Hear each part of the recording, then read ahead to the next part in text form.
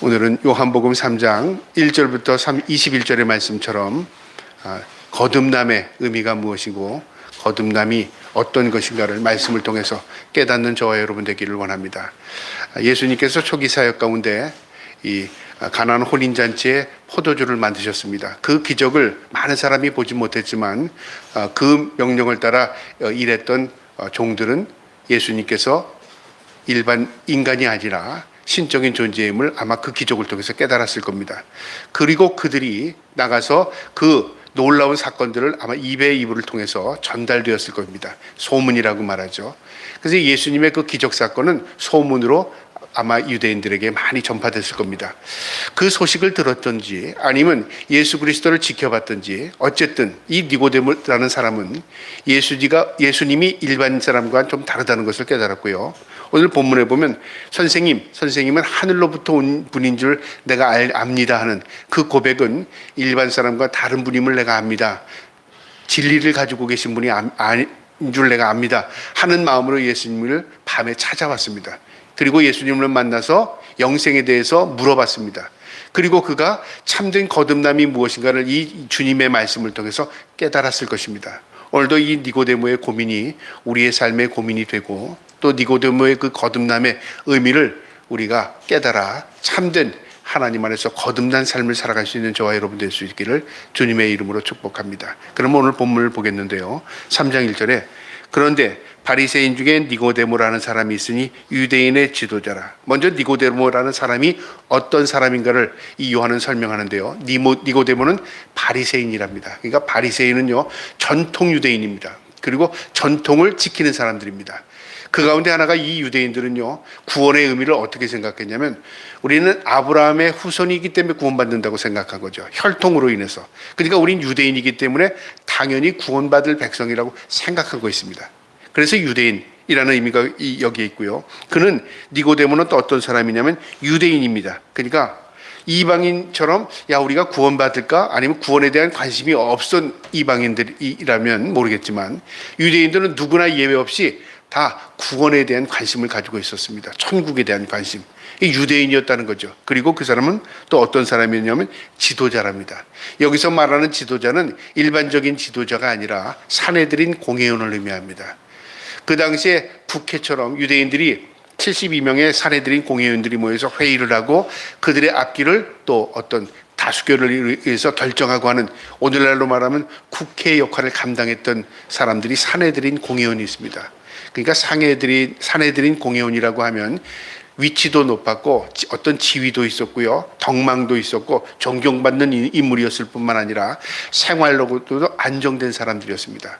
그러니까 이 니고데모라는 사람은 경제적으로나 또 어떤 정치적으로나 또 어떤 사회적으로 모두의 부러움을 살 수 있었던 그런 사람이었습니다. 한마디로 말하면 성공한 사람이다 그렇게 우리가 평가할 수 있는 사람입니다. 세상적으로요. 그런데 이 사람이 밤에 예수님을 찾아온 겁니다. 2절에 보니까 그가 밤에 예수께 와서 이르되 라삐요 우리가 당신을 하나님께로부터 오신 선생인 줄 아나이다. 하나님이 함께 하시지 아니하면 당신이 행하는 이 표적을 아무도 알 수 없음이니이다. 니고데모가 예수님을 만나기 위해서 낮에 찾아올 수도 있었지만 밤에 왔다는 의미는 뭐냐면 아무도 보지 못하게 그런 의미가 있습니다. 왜 니고데모가 자신의 고민을 이야기하기 위해서 예수님을 찾는데 낮에 찾아오지 못했을까요? 여러 가지 이유가 있을 수 있습니다. 먼저 사회적인 자기의 위치도 있었을 것이고요. 그 다음에 바리새인이라는 전통적인 어떤 유대 전통을 가지고 있는 사람이 예수님을 찾아와서 그 당시에 예수님을 이단자라고 이야기하기도 했고 예수님을 배척하는 사람들도 있었습니다. 자신의 어떤 인품과 덕망, 위치를 가지고 예수님을 만난다는 게 쉽지 않았을 겁니다. 그럼에도 불구하고 그는 밤에 예수님을 조용히 찾아와 만난 겁니다. 그러면서 먼저 한 얘기가 선생님, 당신은 하늘로부터 오신 분인 줄 압니다. 놀라운 고백입니다. 우리와는 다른 분인 줄 압니다. 진리를 가지고 계신 분인 줄 압니다. 하나님의 사람인 줄 내가 압니다. 무엇으로요? 내가 봤던지 아니면 소식을 들었던지 내 지식, 내 위치로 보면 예수님은 보통 분이 아닌 걸 내가 압니다. 그러면 일반적으로 어떻게 할까요? 그래, 넌 참 진리를 아는 사람이구나. 너는 어떤 면에서는 참 똑똑한 사람이구나. 그렇게 예수님께서 평가하실 수 있잖아요. 그런데 예수님의 평가를 보세요. 3절에 보실까요? 예수께서 대답하여 이르시되 진실로 진실로 내게 이르노니 사람이 거듭나지 아니하면 하나님의 나라를 볼 수 없느니라. 니고데모에게 하는 말입니다. 진실로 진실로 내가 진짜 너에게 중요한 얘기하는데 하나님의 나라는 내가 볼 수 있는 게 아니야. 하나님의 나라는 하나님의 은혜 아니면 볼 수 없는 거야. 그럼 뭐예요? 니고데모도 지금 그가 영적이라고 자신도 생각하고 예수님을 만나러 왔는데 영적인 이 하나님의 나라, 영적인 것은 내가 볼 수 있는 게 아니야. 그럼 뭐예요? 못 본다 그 말이죠. 그러면 니고데모의 입장에서는 그러면 내가 이 못 본다는 의미가 뭔가? 아마 그렇게 고민하지 않겠어요? 그런데 예수님께서 하신 말씀이요. 거듭나지 아니함이라는 말을 했습니다. 거듭나지 아니하면. 여러분 거듭난다는 게 무엇을 의미합니까? 다시 태어난다 그 말입니다. 니고데모도 그렇게 의미를 받아들인 겁니다. 아니 내가 지금 나이가 얼마인데 다시 어떻게 태어납니까? 또 죽어서 태어날지 안 태어날지 또 어떻게 합니까? 이게 환생을 얘기하는 건가? 좀 혼동스러웠을 겁니다. 그래서 예수님께 물어보는 겁니다. 거듭남이 뭡니까? 이게 거듭난다는 게 어떤 겁니까? 여러분 우리가 예수 믿는 사람이 거듭난다는 이야기를 많이 합니다. 저 사람 거듭났어. 또 목사님들도 그런 얘기하죠. 저 사람 일반 사람 거듭난 사람이야. 새로워진 사람이야. 그런 얘기를 하지 않습니까? 그런데 이 거듭난다는 의미가요. 내가 어떤 사람을 보고 단정적으로 저 사람 거듭난 사람이야. 저 사람 거듭나지 않은 사람이라고 단정적으로 얘기할 수 없습니다. 이게 눈으로 보이지 않기 때문에 그렇습니다. 또 자기 자신이 나는 거듭났어라고 말한다는 것이요. 참 어떻게 보면 잘못된 이야기라고 볼 수 있습니다. 오늘 본문을 볼까요? 4절에요. 니고데모가 이르되 사람이 늙으면 어떻게 날 수 있사옵나이까? 두 번째 모태에 들어가다가 날 수 있사옵나이까? 들어갔다가 나올 수 있느냐? 다시 죽었다 태어납니까? 아니면 어머니 뱃속에 다시 들어갔다 다시 태어나야 됩니까? 이게 일반적인 사고로는 이해할 수 없습니다 그 말이죠. 하나님 어떻게 다시 태어나야 합니까? 예수님께 그렇게 묻는 겁니다. 예수님께서 뭐라고 말씀하시냐면 5절에 예수께서 대답하시되 진실로 진실로 내게 이르노니 사람이 물과 성령으로 나지 아니하면 하나님의 나라에 들어갈 수 없느니라. 예수님께서 내가 진짜 중요한 얘기할 텐데 거듭난다는 건 물과 성령으로 나지 아니하면 하나님의 나라에 들어갈 수 없어. 그러면 물과 성령은 무엇을 의미하죠? 물은 씻는 역할을 합니다. 성령은 변화시키는 역할입니다. 그래서 우리가 세례를 주는 이유는요. 이 사람 이제부터는 변화된 삶을 살 거야. 이제는 새로운 하나님의 백성으로 살아갈 거야. 모든 회중에게 공포하고 자신이 그렇게 서약하는 시간입니다. 그게 물세례입니다. 그리고 성령은 뭐죠? 성령은 내가 성령 세례를 받고 싶어서 성령이여 내게 성령으로 변화시켜 주세요. 그게 아니라요. 나도 모르게 어느 순간에 하나님의 은혜로 변화된 겁니다. 누가 그 대표적이죠? 사도 바울 같은 사람. 사도 바울은 예수님을 배척했던 사람입니다. 예수를 믿는다고 하는 사람들을 잡으러 다녔던 사람입니다. 그 당사자가 하나님의 은혜로 순식간에 변화됐어요. 그래서 성령의 변화는요, 점진적인 변화를 일으키기도 하고요, 급진적인 변화를 일으키기도 합니다. 하나님의 역사입니다. 똑같이 성령의 역사가 일어나지 않습니다. 어쨌든 중요한 것은 변화를 일으키는 분이라 그 말이죠. 그분이 하나님이십니다. 그러니까 그렇게 변화가 되지 않으면 하나님의 나라에 들어갈 수 없다. 하나님과 관계없는 거죠. 하나님의 나라에 들어가지 못한다는 것은 헛예수 믿는 거다 그 말이고요. 하나님의 나라에 들어갈 수 없는 사람은 구원받지 못한 사람이라 그런 말 수도 있습니다. 그럼 우리가 하나님의 나라에 들어갈 수 있는 확증한 보증, 거듭남이 과연 있습니까? 점점 고민이 되죠. 자, 6절에 보세요. 육으로 난 것은 육이요, 영으로 난 것은 영이니. 무엇을 의미하냐면요, 육과 영은 분리된 것이다 그 말이죠. 우리의 몸 가운데 육체요, 육과 영이 존재합니다. 우리의 몸은 육체적인 존재고요, 이 아래 있는 생명은 영적인 존재입니다. 우리가 죽음의 순간과 육과 영이 분리되죠. 내 영은 하나님 앞에 안기게 되고 내 영은 새로운 신령한 몸을 입게 됩니다. 그러니까 이 육체는 뭐죠? 이 육체는 껍데기에 불과한 것이다. 그러니까 성경적으로 보면 장막과 같은 것입니다. 기거하는 것입니다. 내 영혼이 기거하는 것이고, 내 영혼과 육체가 분리가 되면 흙에서 왔으니 흙으로 돌아갑니다. 육체는 다 분리됩니다. 육과 영은 다른 것이다 그 말이죠. 우리가 이 땅에 살 때는 육에 속한 사람입니다. 그래서 먹을 것, 입을 것, 살아갈 것 걱정합니다. 내 행복을 위해서 추구합니다. 내 성공에 추구합니다. 세상의 사람들이 따라가는 방향이 거의 비슷합니다. 왜냐하면 육을 쫓기 때문에 그렇습니다. 그리고 그것을 내가 얻으면 성공했다고 착각하기 시작하는 겁니다. 그리고 다른 사람과 비교해서 내가 다른 사람보다 좀 나으면 나는 저 사람보다 성공했다고 착각하는 거죠.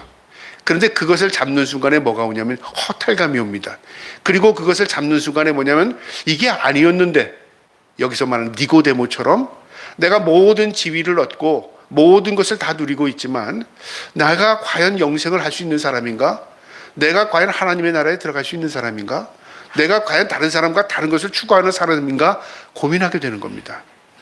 우리가 아직 다 얻지 못하고 다 누리지 못했기 때문에, 부족한 것이 많기 때문에 나는 실패한 사람이고, 어떤 사람은 나는 성공에 아직 이르지 못했다고 생각하니까 그래도 한번 성공해 봐야지 하는 그쪽 방향으로 지금 따라가는 사람이 있을지 모르지만요, 이 니고데의 고민은 언젠가는 우리가 해야 할 고민이고요, 지금도 하고 있는 고민이고, 이 땅에 우리가 육체가 있고 있는 순간은 반드시 한 번은 해야 할 고민입니다. 우리 주님께서 육과 영은 다른 것이랍니다. 육에서는 육이 낳고 영에서는 영이 난답니다. 본질이 다르다 그 말이죠. 그러시면서 7절에 내가 내게 거듭나야 하겠다 하는 말을 놀랍게 여기지 말라. 거듭난다는 말을 놀랍게 여기지 말라. 우리가 인간적인 사고로 생각하면 이게 어떻게 될 수 있어? 과연 우리가 죽었다가 살아날 수 있어? 놀라운 얘기잖아요. 이해할 수 없는 얘기잖아요. 그렇게 그쪽 방향, 육적인 방향으로 생각하지 말라. 그러시면서 한 비유, 예를 드십니다. 그게 바람의 예입니다. 8절에요. 바람이 임의로 불매. 여러분, 바람의 성질이 어떻습니까? 바람도 방향에서 흐릅니다. 그런데 이게 어디서부터 시작된지 근원을 모릅니다. 그 임이라는 것은 나는 모르지만 바람 그 자체에 어떤 방향성을 가지고 있습니다. 성령이 바람 같은 분이라 그 말이죠. 성령은 우리가 눈으로 볼 수 없습니다. 영적인 존재 하나님이시기 때문에. 근데 성령이 바람처럼 느껴집니다. 지금 내 삶에 성령이 역사하고 계시는구나. 내 생각을 하나님께서 지배하고 계시는구나. 내가 지금 인생의 목적을 하나님이 기뻐하시는 삶으로 나를 이끌어 주시는구나. 성령이 하시는 일입니다. 우리를 도와주십니다. 바람 같은 분입니다. 바람이 임의로 불매 내가 그 소리는 들어도 어디서 어디로 가는지 알지 못하느니. 바람의 특성이죠. 어디서 와서 어디로 가는지 바람에 실제로 우리가 모른다 그 말이죠. 성령으로 난 사람도 다 그러하니라. 성령으로 난 사람, 거듭난 사람을 의미하는데, 거듭난 사람도 우리의 눈으로 볼 때 저 사람 거듭났구나, 저 사람 새로운 삶을 살구나, 저 사람 어떤 사람이구나, 눈으로 분별이 되지 않습니다. 진짜 같은 사람이 가짜가 있고요, 가짜 같은 사람이 진짜가 있을 수 있다 그 말이죠. 변화된 것 같은데 안 변화된 사람이 있고요, 저 사람 변화된 것 같지 않은데 진짜 변화된 사람이 있을 수 있다 그 말이죠. 어떻게 구별이 돼요? 우리 육의 눈으로는 구별이 되지 않습니다.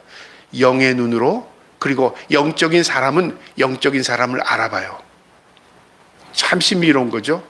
내가 영적이 되면요, 이 주위에 영적인 사람들이 함께합니다. 내가 세속적인 사람이 되면요, 나도 모르게 내 주위에 세속적인 사람이 몰려듭니다. 내가 하나님의 편에 하나님을 추구하고 하나님 곁에 있으면 그 곁에 하나님의 사람들이 모여듭니다. 내가 아무리 발버둥 치고 하나님께로 가려고 해도 세상에 속해 있으면, 세상속을 추구하면 하나님과 가까워질 수가 없는 겁니다. 육에 속한 것은 육이고 영에 속한 것은 영이기 때문에 그렇습니다. 그러니까 둘 중에 하나인 겁니다.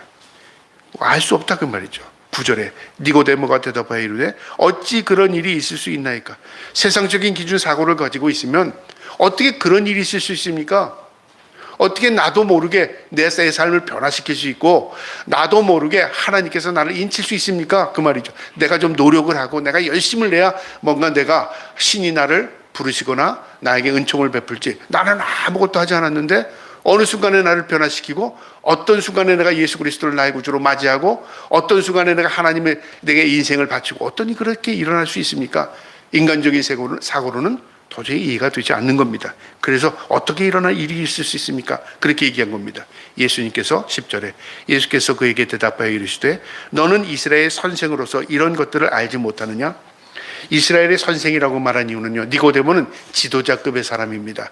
어떤 문제가 생기면 이 사내들은 공회원을 찾아가서 의논하기도 하고요, 그 다음에 율법에 대한 것들 문의도 하고요, 그 다음에 율법의 삶의 방향도 그들에게 교훈받는 사람들입니다. 그러니까 바리새인이자 이 유대인이자 사내들인 공회원이라는 것은 유대인들에게 있어서 굉장히 높은 지위에 있는, 지식적으로나 위치적으로 높은 지위에 있는 사람입니다. 그런데 너는 선생급에 있는, 선생이 된 사람이 그거 알지 못하느냐? 이것은요, 비웃는 게 아닙니다. 너 알지 못하지. 영적인 것이기 때문에 그럴 그 말이죠. 여러분, 세상에서 믿지 않는 사람이 성경을 예를 들어서요, 10번 읽었다, 20번 읽었다. 아, 나는 이제 예수 잘 알아. 나 하나님이 어떤 분인지 알아. 나 성경을 읽었거든. 성경을 20번이나 읽었어. 그러면 그 앞에서 어떻습니까? 아, 나는 성경을 2번밖에 못 읽었는데 기가 죽겠죠? 10번 읽은 사람이 나보다 더 나은 것 같잖아요. 100번 읽었다고 뭐 어떻게 해요? 저 사람 도가 통했겠구나. 어떤 사람 성경 말씀을 막 암송하면 그 앞에 가서 기가 죽어요. 난 저것도 모르는데, 암송도 못하는데. 여러분, 우리가 지식적으로 성경을 읽어서 지식적으로 이해하고 있는 사람과 하나님의 은혜로 영적으로 내가 하나님의 말씀을 깨달은 것과 영적인 하나님의 은혜를 경험한 사람과는 차이가 다릅니다. 영적인 것과 육이 다르기 때문에 그렇습니다. 제가 과거에요, 직장 생활을 할 때 제 위에 상사가 있었어요. 그분이 영어도 잘하는 외국인 회사니까 이 영어를 잘하고, 그 사람이 진급도 굉장히 빨라요. 왜? 영어를 잘하니까. 외대를 나간 분이거든요. 근데 이분이 저하고 출장을 가면 둘이 타면 계속적으로 저한테 질문을 합니다. 그러면 이제 제가 이제 예수를 믿는 걸 알고, 이분은 불신자예요. 그러면 이 사람이 뭐라고 얘기하면, 내가 성경을 얼마나 많이 읽었는 줄 알아? 성경 입술 잘 얘기해요. 그럼 제가 또 그 반박을 하면서 얘기합니다. 그러면 이분이 너는 예수나 믿어 그럽니다. 그분이 예수 믿는 거에 대해서 굉장히 거꾸로 합니다. 그러면서 차에 탁 둘이 타면요, 출장을 가게 되면 불경 카세트를 탁 집어넣고 시작합니다. 그러니까 아예 예수 믿는 자체를 싫어하는 분이었어요. 제가 마지막에 나올 때 사표를 딱 던지니까 뭐라고 하는 줄 알아요? 아, 자네는 잘 택했어. 신학교 가는 게 제대로 택한 거 일이야. 그렇게 말하더라고요. 사표를 반려하지 않더라고요. 제가 왜 그분을 이야기하냐면, 그분이요, 성경을 모르는 분이 아닙니다. 성경은 자신은요, 성경이 자기 이야기로는 10번도 더 읽었답니다. 얘기를 하면 반박을 해요. 근데 뭐가 딱 막히냐면 영적인 부분에서 이해하지 못하는 거예요. 영적인 면에 가면 이해가 되지 않는 겁니다. 그분은 지식으로는 뛰어나요. 영에 대한 분은 받아들이지 못하는 거. 어떻게 그런 일이 있어? 니고데모처럼요. 그건 말도 안 되는 일이지. 우리가 어떻게 변화돼? 우리가 도가 통해야지. 우리가 얘를 불경을 외우듯이 외워야지. 우리가 어떤 참선을 해야지. 우리가 어떤 내 모든 것들을 다 버려야지. 이런 거는 이해가 되는데, 내가 가만히 있는데 내가 변화돼? 그건 있을 수 없다 그 말이죠. 니고데모도 그런 사람이었습니다. 넌 선생 되면서 그거 모르냐? 그러면서 11절에 진실로 진실로 내게 이르노니 우리는 아는 것을 말하고 본 것을 증언하노라. 그러나 너희가 우리의 증언을 받지 아니하는도다. 주님께서 뭐라고 말씀하시냐? 우리는 성삼위 하나님이실 수 있죠. 또 주님을 따르는 제자들일 수 있습니다. 어쨌든 우리는 내게 속한 사람은 아는 것과 본 것을 증언한답니다. 여러분, 그 아는 것과 본 것은 뭐죠? 실체라 그 말이죠. 실체를 봤는데 똑같은 장소에서 똑같이 있었는데 누구는 진짜를 보고 누구는 가짜 껍데기만 보는 수 있어요. 그렇잖아요.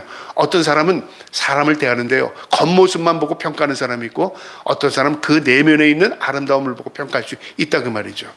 이게 무엇으로 구별이 됩니까? 영적인 것과 육적인 것도 그런 겁니다. 영의 눈으로 바라보면요, 실체가 보입니다. 육의 눈으로 바라보면 껍데기만 보입니다. 동에서 태양이 떠서 서쪽으로 해가 지는 걸 보면 일체 오차도 없이 변함이 없어요. 야, 신실하다. 우린 그걸 깨닫잖아. 신실하다. 변함이 없다. 정확하신 분이십니다. 누구죠? 하나님입니다. 그런데 우주과학자들이나 하나님을 모르는 사람들은 어떻게 생각할까요? 아, 이게 놀랍다. 자연의 이치는 놀랍다. 어떻게 이렇게 빅뱅을 통해서 어떻게 이 자연이 자신의 스스로 조화롭게 위치를 찾아갔을까? 여러분, 말이 됩니까? 자신이 스스로 조화를 이루고 이치를 찾아서 그 자리를 챙겨요. 이럴 일은 프로테인으로 따라주면요, 확률적으로 나오지 않는 확률입니다. 지구가 존재하는 확률도요, 프로테인으로 나오지 않는 확률이고요. 우주가 이렇게 자전하고 공전하면서 회전하고 우주가 이렇게 움직이는 모든 것들도 확률적으로는 불가능한 확률입니다. 그런데 우리는 어떻게 하냐면 자연적으로 시간이 지남에 따라 그냥 거기에 묻혀버린다고 말이죠. 이게 어리석은 사람들이 나눈 결론이고요. 하나님을 아는 사람의 결론은 하나님은 신실하시다. 하나님은 정확하시다. 하나님이 이 세상의 주인이시구나. 그걸 이 자연 우주 만물을 통해서도 보게 된다 그 말입니다. 이 선생이었던 니고데모와 예수님의 대화는 본질적으로 다른 겁니다. 너는 지금 눈을 가지고도 증거를 보고도 증거를 보지 못하는구나. 그러면서 12절에요. 내가 땅의 일을 말하여도 너희가 믿지 아니하거든. 하물며 하늘의 일을 말하여도 어떻게 믿겠느냐. 여러분, 하늘의 일이 있고 땅의 일이 있답니다. 우리 주님께서 땅의 일을 이야기해도 니고데모가 이해를 못합니다. 왜 이해를 못하죠? 영적인 것을 지금 이야기하기 때문에. 하물며 하나님의 나라를 이해할 때 그들이 어떻게 이해가 되겠습니까? 그게 있어? 가봐야 알지. 우주과학자라면 로켓을 쏴서 올렸더니 인간 같은 존재는 사는 데가 하나도 없어. 인간 같은 존재가 살 수 있는 별들도 없어. 그러니까 결국은 인간은 이 땅에서 미물에 불과해. 그래서 생물학자나 과학자들은 인간의 종 가운데 여러 가지 종 가운데 그 종이 대략 보니까 800만 종이 됩니다. 이 지구에 사는 종류가 개미, 파리, 모기 종류를 800만 종입니다. 그 가운데 인간이 한 가지 종류에 속해요. 그 종류 가운데 인간이 왜 이렇게 발전을 했냐면 인간은 뇌 중심으로 발전했답니다. 그러니까 머리를 계속 썼다는 거죠. 그래서 인간은 존재가 뇌 중심으로 발전한 존재였다. 그런데 인간보다 더 뛰어난 존재가 이제 나왔죠. 뭐가 나왔죠? AI라는 존재가 나왔습니다. 이제 자기 스스로 자가 학습을 합니다. 이제 그렇게 만들었어요. 그래서 이제 인간이 터치를 안 해도 AI가 스스로 학습을 하고 스스로 거기서 답을 도출합니다. 이제 인간을 속입니다.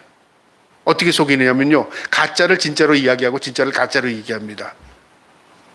근데 인간이 다 속아 넘어가요. 나중에 보니까 우리가 속았네? 그래서 속지 않으려고 지금 연구를 계속합니다. AI를 인간의 통제 아래 두려고 합니다. 여러분, 그런 시대에 우리가 살고 있는 겁니다. 여러분, 그러면 그 과학자들의 의미로 보면 세상은 이제 우리보다 뛰어난 인간이 만든 존재가 인간을 지배할 수 있는 세상이 있을 수 있다고 가상 세계를 지금 생각하고 있는 겁니다. 과연 그렇게 될까요? 그건 하나님을 모르는 사람들의 의미입니다. 하나님은 결코 그렇게 두지 않습니다. 그리고요, 하나님의 인간이 최고의 악이 관영하면 더 이상 이 악에서 돌이키지 않은 그 순간이 되면 하나님은 심판하시겠다고 말씀하셨어요. 주님이 오십니다. 우리 그걸 믿습니다. 그래서 우리 인생을 모두 하나님께 맡길 수 있는 사람입니다. 그러나 세상에 치우쳐 세상에 사는 사람들은요, 하나님의 존재를 모르기 때문에 세상 가운데 있으면서도 날마다 두려워요. 오늘 살아도 두렵지만 내일도 두려워요. 이 자녀들을 어떻게 키울까? 먹을 것 어떻게, 입을 것 어떻게 맡기지? 이 불안함입니다. 그래서 저 사람이 믿음으로 사는가 믿음으로 살지 못하는 것은요, 단적으로 딱 나옵니다. 무엇을 의지하며 살지? 어떻게 살지? 여러분, 우리가 학습이라는 건 뭐냐면요, 사람들이 했던 경험을 통해서 학습하는 겁니다. 저도 경영학을 전공했습니다. 그러면요, 최소의 비용으로 최대의 효과를 내는 거 알아요. 어떻게 하면 돈을 버는지 알아요. 어떻게 하면 이자를 많이 받는지 알고 있어요. 저희 집사람이 항상 저한테 당신은 공부했다고 하면서 헛공부한 것 같아. 당신은 세상 사람 사는 것보다 참 둔하게 살아. 그렇게 이 얘기를 해요. 왜 둔하게 사는 줄 아십니까? 제가 우리 아내 여기 지금 처음으로 얘기합니다. 왜 둔하게 사는 줄 알아요? 그게 진리이기 때문에 둔하게 살아요. 세상에 머리를 쓰고 살면 어떻게 되는 줄 알아요? 끝없습니다. 머리를 쓰지 말라는 게 아니라 진짜 하나님이 원하는 것을 살아가면 그 안에 답이 다 있습니다. 심자 두고 우리가 걷습니다. 공중에 나는 살을 봐라. 들에 핀 백합화를 봐라. 무엇을 의미합니까? 하나님이 주인이시다 그 말이죠.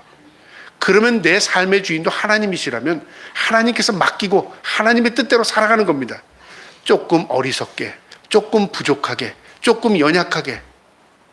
이게 뭘까요?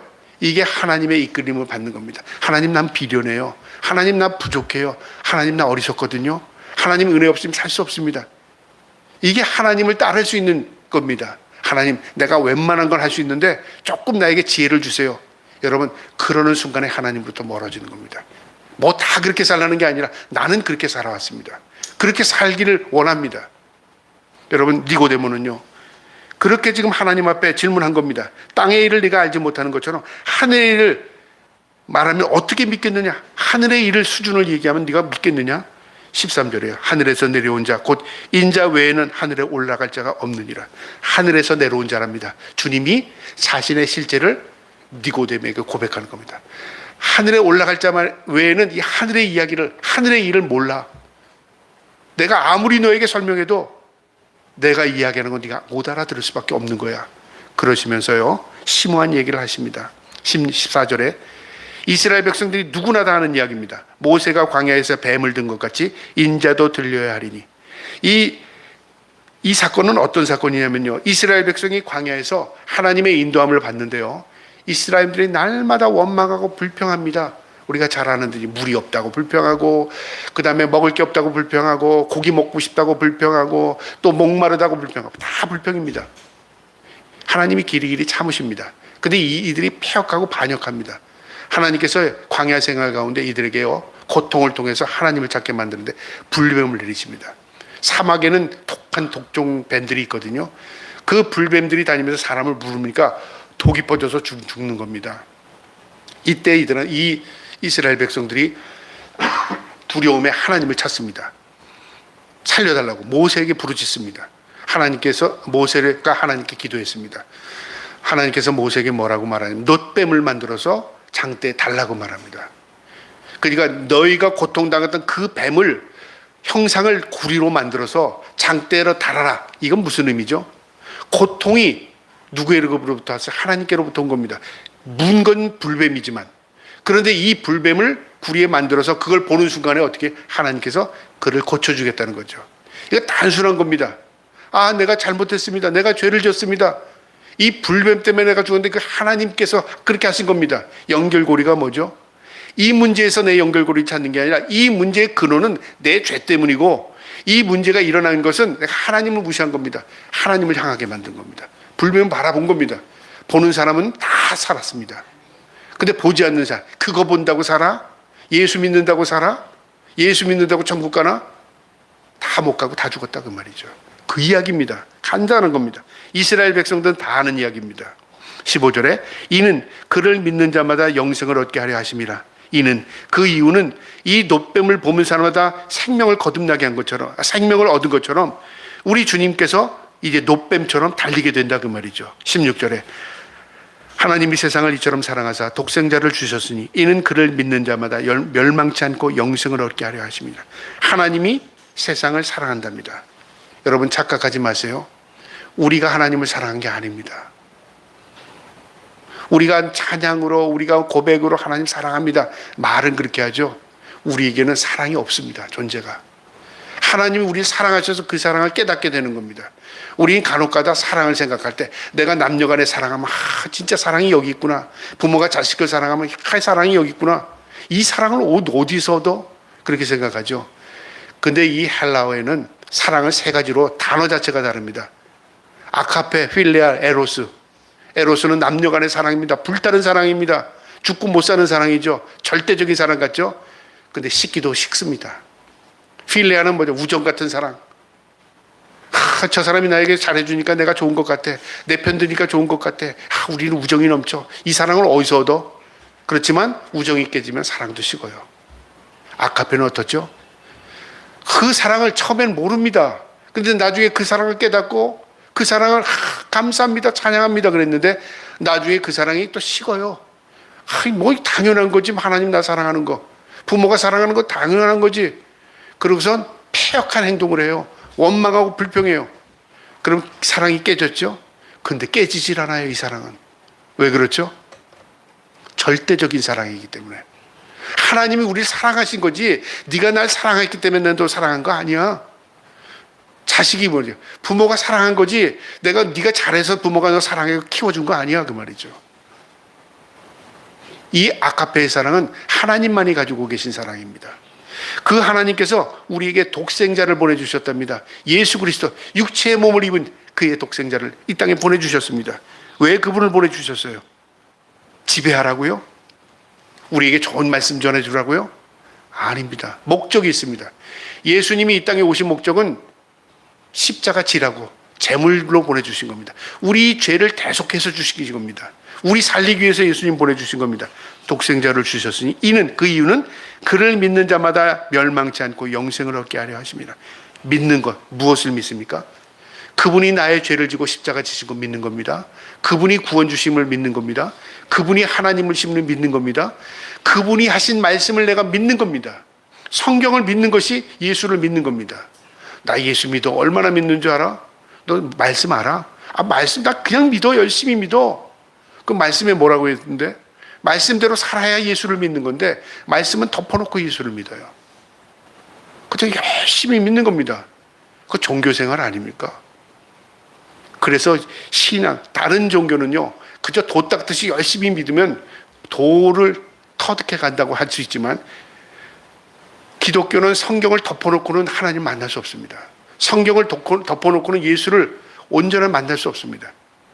읽어야 됩니다. 그리고 읽음을 통해서 깨달아야 합니다. 그리고 성령의 도우심이 그 깨달음을 통해서 옵니다. 말씀을 통해서 오신 거예요.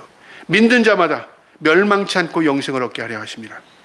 죽지 않고 영원한 생명을 얻게 하기 위해서 예수 그리스도를 보내주신 분이 하나님이시다. 그분의 실체는 하나님이시다 그 말이죠. 놀라운 말이죠. 17절에 하나님이 그 아들을 세상에 보내신 것은 세상을 심판하려 하심이 아니요 그로 말미암아 세상을 구원하려 하심이니라. 예수님께서 이 땅에 오신 이유는 세상을 구원하기 위해 오셨답니다. 심판하기 위해 오신 게 아니라 합니다. 그런데 두 번째 오십니다. 아직 오시지 않으셨죠? 그때 오실 때는 이제 어떻게 오셨죠?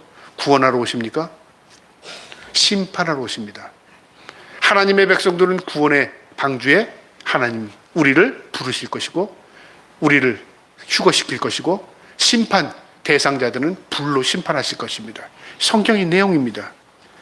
우리를 초림 예수님은 우리를 구원하기 위해 십자가 지시기 위해서 이 땅에 오셨습니다. 18절에 그를 믿는 자 누구를요? 예수를 믿는 자는 심판을 받지 아니할 것이요 믿지 아니하는 자는 하나님의 독생자의 이름을 믿지 아니하므로 벌써 심판을 받았느니라. 완료형이죠. 벌써 심판을 받았답니다. 예수를 믿는 사람은 구원받은 백성이고요. 예수를 믿지 않는 사람은 이미 심판받은 사람이나 맞다 그 말이죠. 둘이죠. 중간에 역할이 없죠. 이 사람은 앞으로 어떻게 될지 몰라. 이제 예수를 앞으로 잘 믿으면 심판받을 거야. 구원받을 거야. 이 사람은 어떻게 될지 몰라. 앞으로 예수 안 믿고 불신자로 살아가면 지옥 갈 거야. 아닙니다. 이미 하나님이 택함 받은 백성은요. 방주에 구원 믿어요. 믿는다는 자체는 내가 구원받은 백성이고요. 내가 믿지 않는다는 자체, 모르는 자체도 그는 구원받지 못한 백성인 겁니다. 그러니까 둘 중에 하나밖에 없어요. 믿느냐 믿지 않느냐의 차이입니다. 19절에 그 정죄는 이것이니 곧 빛이 세상에 왔을 때 사람이 자기 행위를 악함으로 빛보다 어둠을 더 사랑한 것이라. 빛과 어둠으로 구별합니다. 여러분 빛과 어둠은 상대적입니다. 이 땅에 이 방에 불이 켜지면 어둠은 싹 사라지죠. 순식간에 불을 딱 끄는 순간에 어둠이 확 득합니다. 그 의미입니다. 빛은 무엇으로 표현하냐면 선한 것입니다. 어둠은 악입니다. 내가 선한 삶으로 살아가면 악은 물러갑니다. 그러나 내가 선한 삶을 살지 못하면 악이 내가 원치 않아도 밀려옵니다. 둘 중에 하나밖에 없어요. 예수 그리스도는 이 땅에 빛으로 오셨습니다. 하나님은 빛이십니다. 너희는 세상의 빛이라. 우리가 빛 되기를 원합니다. 그런데 우리가 어둠에 있으면서 빛인 예수를 찾을래야 그곳에 없습니다. 내가 빛을 향해 가야 하는 것이라 그 말이죠. 빛과 어둠은 완전히 구별된 것입니다. 그래서 빛에 있는 사람은 빛을 사랑한 것이고 어둠에 있는 자는 어둠을 사랑한 것이라 그 말입니다. 20절에 악을 행하는 자마다 빛을 미워하여 빛으로 오지 아니하나니 이는 그 행위가 드러날까 함이라.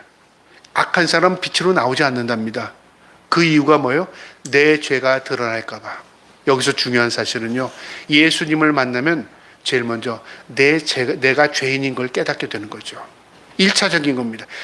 예수 믿어보니까 저 사람 죄인이네. 아이고 목사님도 죄가 많더만. 아이고 예수 믿으니까 교회 안에 다 죄인들만 모여있더만. 아이고 난 그곳에 가기도 싫어. 내가 싫어하는 사람도 교회에 앉아있더라. 뭘 발견하지 못했어요? 내가 죄인인 걸 발견하지 못한 겁니다. 내 죄가 발견되면 어떤 마음이 들까요? 내가 세상에서 제일 죄인이었네. 내가 이렇게 못된 삶을 살았구나. 내가 하나님을 무시하고 살았구나. 죄가 은혜입니다. 죄가 있는 곳에 은혜가 넘칩니다. 여러분 우리가 죄를 부끄러워하죠. 근데 이 하나님 앞에서 죄 부끄러워할 필요 없어요. 내가 죄를 지었기 때문에 주님께서 내 죄를 용서하기 위해서 씻기 위해서 십자가 지셔서 그 핏값으로 우리를 사신 겁니다. 우리가 의로워진 겁니다. 그래서 우리의 편에서 하나님 죄인입니다 이렇게 고백하죠. 하나님의 편에서는 너는 죄인이 아니야. 너는 핏값으로 용서를 받았어. 죄를 탕감받았어. 그 말이죠. 죄값을 이미 다 치러주셨어. 그 말이죠. 방향이 완전히 다르죠. 근데 어떤 사람은 나 죄인 아니야 예수 믿고 이런 사람이 간혹 있더라고요. 많이 의인처럼 살아가는 사람이 있어요. 이 사람이 착각하고 있는 거예요. 거꾸로예요. 거꾸로. 하나님이 우리를 봐주실 때는 의롭게 봐주시는 겁니다. 그런데 우리가 하나님을 향할 때는 죄인으로 하나님 앞에 선 겁니다. 근데 그 중간에 누가 있죠? 예수님이 계신 겁니다. 중보자 예수 그리스도께서. 그걸 이해하지 못하면 인간이 교만해집니다. 예수 믿고 모든 문제를 빚 다 탕감받은 것으로 착각해요. 여러분, 우린 죄인입니다. 본질이 죄인입니다. 그러나 예수 그리스도께서 우리의 핏값을 치러주셨습니다. 하나님이 우리를 봐주실 때는 의롭게 여겨주시고 봐주십니다. 이게 은혜입니다. 은혜. 마지막 21절에요. 진리를 따르는 자는 빛으로 오나니 이는 그 행위가 하나님 안에서 행한 것임을 나타내려 함이라. 그러나 진리를 따르는 자, 빛을 쫓는 자는 어떻게 해요? 그 이유가 있다는 거죠. 빛을 따르는 사람들은 하나님이 기뻐하는 삶을 살아가기를 원한다 그 말이죠. 그게 뭐냐면 하나님 안에서 행한 것임을 나타내려 하면, 하나님 때문에 내가 이렇게 살아요. 하나님의 은혜를 입으니까 내가 이렇게 살 수밖에 없어요. 내가 하나님의 은혜로 내가 빛 가운데 거하는 겁니다. 내가 섬기고 봉사하고 내가 하나님 앞에 충성하는 게 내가 잘나서가 아니라 하나님의 은혜가 내게 임했기 때문에 내가 그런 거예요. 그렇게 살아간다 그 말이죠. 이게 빛된 삶이라 그 말이죠. 여러분, 빛과 어둠이 이렇게 차이가 있습니다. 오늘 이 말씀에서 우리가 거듭났다는 의미가 무엇인가? 말씀이 우리에게 주는 교훈이 있는데요. 거듭났다는 것은 하나님이 백성이 되었다는 겁니다. 하나님의 백성. 소속이 완전히 달라진 겁니다. 하나님의 자녀가 되었다 그 말이죠. 그러면 하나님의 백성, 하나님의 자녀가 되었다면 먼저 우리가 법률적으로 이 하나님의 나라의 속성이 뭐라고 그랬죠? 주인이 계시죠? 왕이 계십니다. 하나님, 왕이십니다. 그 다음 백성이 있어야 됩니다. 백성 우리입니다. 하나님의 자녀. 그 다음에 땅이 있어야 됩니다. 영역이 있어요. 하나님이 다스리는 땅. 그럼 내가 하나님의 백성이라면 어떤 땅에 살아야 되죠? 하나님이 다스리는 영역 안에 살아야 됩니다. 내가 하나님의 영역 안에 살려면 하나님의 영역 안에서 하나님이 기뻐하는 삶을 살아가는 겁니다. 하나님과 관계 속에서 살아가는 겁니다. 그게 예수 믿는 겁니다. 그래서 예수 그리스도 아니라는, 사도 바울이 가장 많이 쓰는 예수 그리스도 아니라는 말이 이 헬라어의 엔토 크리스토입니다. 엔토 크리스토. 엔토 안에. 예수 그리스도 안에, 품 안에, 믿음 안에 그 말이죠. 내가 예수 그리스도 안에 산다는 게 뭐냐면 내가 믿음을 가지고 하나님을 인정하고 사는 겁니다. 그게 믿는 사람입니다. 하나님의 백성이라 그 말이죠. 그런 사람은 어떻게 살아요? 하나님 말씀에 순종할 수밖에 없어요. 하나님의 말씀을 따릅니다. 그 다음에 내 삶의 목적과 의미가 다릅니다. 내 삶의 주인이 하나님이시고 그분이 왕이기 때문에 그 왕이 기뻐하는 삶을 살아갈 수밖에 없어요. 저와 우리 예수 그리스도 안에서 거듭남의 삶을 살아갈 수 있기를 주님의 이름으로 축복합니다. 그 다음에 거듭남의 의미는요, 내 자신의 삶이 변화되는 것입니다. 다시 태어났다잖아요. 거듭났다. 다시 태어났다. 그래서 예수 믿기 전, 예수 믿기 후 뭔가가 좀 달라지는 게 있어야 돼요. 그렇죠? 성령 전, 성령 후 확실히 나타나죠. 야, 너 성령 후, 너 수술하니까 얼굴이 많이 달라졌네. 수술했는데도 얼굴이 달라지지 않았다. 그래서 안 한 거나 마찬가지잖아요. 예수를 믿었는데 예수 믿기 전과 예수 믿은 후가 달라진 게 하나도 없다. 그 예수를 안 믿거나 잘못 믿은 거죠. 예수를 믿고 나면 뭔가가 달라집니다. 죄를 의식하게 됩니다. 저거 잘못되는 건데. 그 다음에 내가 죄인인 걸 깨닫게 됩니다. 그 다음에 뭔가 세상 사람들이 추구하는 것을 점점 싫어져요. 거기 가기 싫어요. 그러면서 하나님이 기뻐하는 자리를 찾아가요. 내가 과거에는 마셨던 게 맛이 없어져요. 내가 과거에는 먹고 싶었던 게 먹고 싶지 않아요. 왜 그렇게 될까요? 내 삶이 나도 모르게 변화가 되고 있어요. 왜 그렇게 나를 변화시켜주죠? 내 거듭난 사람이기 때문에 성령이 바람처럼 우리를 확 휘가고 있어요. 나도 모르게 성령이 나를 변화시키고 있다 그 말이죠. 이게 정상입니다. 여러분, 내 삶에 변화를 주십니다. 물은 우리를 정결하게 하죠. 씻음의 역할을 합니다. 씻어줍니다. 성령은 우리의 삶을 변화시키고 뒤집습니다. 내 자신이 완전히 변화됩니다. 그리고 이제는 어떻게 살아요? 뭘 하기 전에 물어요, 하나님께. 하나님, 내가 할까요 말까요? 갈까요 말까요? 먹을까요 말까요? 하나님께 묻는 습관이 생긴다니까요. 왜 물어요? 내가 내 삶의 주인인데. 아니요. 하나님이 내 삶의 주인이기 때문에 물어요. 이제는 하나님, 이거 할까요? 이건 먹을까요? 여기 갈까요? 저 친구하고 놀까요? 다 물어보게 된다니까요. 이게 하나님께 간구하는 삶입니다. 저와 여러분이 하나님 안에서 변화된 삶, 우리가 하나님을 주인으로 모시는 삶을 살아갈 수 있기를 주님의 이름으로 축복합니다. 그 다음에 마지막으로 거듭난다는 의미는요, 십자가의 은혜를 믿는다는 겁니다. 하나님을 전적으로 신뢰하는 겁니다. 십자가의 은혜. 민수기, 아까 예를 든 모세의 광야의 이야기, 민수기 21장 4절부터 9절의 내용인데, 광야에서 다 죽게 된 사람들이 불뱀에 의해서 장대 그 노뱀을 바라보는 순간 죽어 다 살아났어요. 이게 뭐냐면 간순한 겁니다. 믿음입니다. 믿음은 바라본 겁니다. 너 생명이 여기 있다. 그 생명을 쫓아가 추구하는 겁니다. 그게 완전한 우리의 삶을 변화시켜요. 그 삶을 변화시키는 것이 은혜입니다. 여러분, 이 고린도전서 1장 18절에 이런 말씀이 있습니다. 십자가의 도가 멸망하는 자들에게 미련한 것이요 구원을 얻는 우리에게는 하나님의 능력이 됩니다. 십자가의 도, 예수 그리스도 믿는 것, 주님을 따르는 것, 순종하는 것 모든 게 포함되어 있습니다. 성경 말씀이 예수님의 도입니다. 십자가의 도입니다. 그 십자가 도가 믿지 않는 자들에게는 뭐가 멸망이라, 우습게 여기는 거예요. 십자가의 도가 멸망하는 자들에게는 미련한 것이랍니다. 우습게 여겨지죠. 야, 그렇게 믿는다고 네가 부자가 되냐? 너 그렇게 믿는다고 너 병 고치는 받아? 너 그렇게 믿는다고 사업이 잘 돼? 다 세상 사람들이 그래. 너 예수 믿어서 뭐 우리보다 잘 되는 거 없네. 너 예수 믿었다고 막 행복한 것도 내가 보니까 없는 것 같아. 그렇게 만나면 이렇게 어떻게 얘기할 거야? 세상 사람들이 우리를 볼 때 미련하기 그저구나. 시간 낭비하지, 헌금한다고 돈 낭비하지, 거기다 뭐 한다고 즐기지도 못하지. 뭐 하고 있냐 너? 그렇게 얘기할 때요. 미련하게 느껴진다 그 말이죠. 아니요. 그런데 하나님 보시기에 구원받을 우리에게는 하나님의 능력이 됨이랍니다. 왜 능력이 되죠? 내가 그 길을 안 갔는데 그게 나중에 내 생명을 구원했어요. 내가 하나님의 말씀대로 살았더니 그게 내게 은혜와 복이 됐어요. 내가 하나님의 뜻대로 살았더니 그게 내게 은총으로 열매가 맺네요. 그때는 몰랐어요. 근데 종착역에 가보니까 이게 천국에 입성하는 하나님의 놀라운 은혜의 티켓이 된 거예요. 구원의 은혜가 있는 것입니다. 이게 십자가의 도가 똑같은 것 같지만 반응이 완전히 달라지죠. 저와 여러분이 이 십자가에도 말씀을 따라 삶에 하나님의 놀라운 능력이 경험할 수 있기를 주님의 이름으로 축복합니다. 십자가의 은혜를 체험한 사람은요, 자기 자신의 자아를 포기합니다. 내가 주인이 아니기 때문에 주님 앞에 맡긴다 그 말이죠. 우리가 기도하세요, 맡기세요 그 말입니다. 기도해서 그 고집대로 하나님을 이용해서 그 뜻을 이루세요가 아니라 포기하세요, 맡기세요, 굴려버리세요 그 말입니다. 누구에게요? 하나님께 모든 문제를 맡기고 하나님의 뜻대로 할 수 있도록 자신을 포기하세요 그 말입니다. 기도하세요 그 말입니다. 그 다음에 십자가의 은혜의 체험은 주님의 은혜로 사모하세요. 주님 은혜 베풀어 주세요. 나는 할 수 없습니다. 주님의 은혜 없이 살 수 없습니다. 모든 거 하나님께 은혜를 고백하라, 은혜를 강구해라 그 말이죠.